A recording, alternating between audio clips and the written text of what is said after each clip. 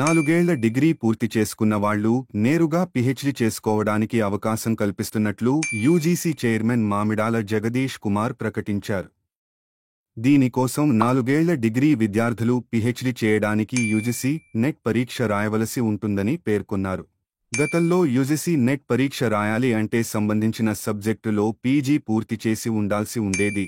అయితే UGC net June 2024 session నుండి 4 ఏళ్ల డిగ్రీ చదువుతున్న ఫైనల్ సెమిస్టర్ అభ్యర్థులు, డిగ్రీ పూర్తి చేసుకున్న అభ్యర్థులు దరఖాస్తు చేసుకోవడానికి అర్హులుగా ప్రకటించారు.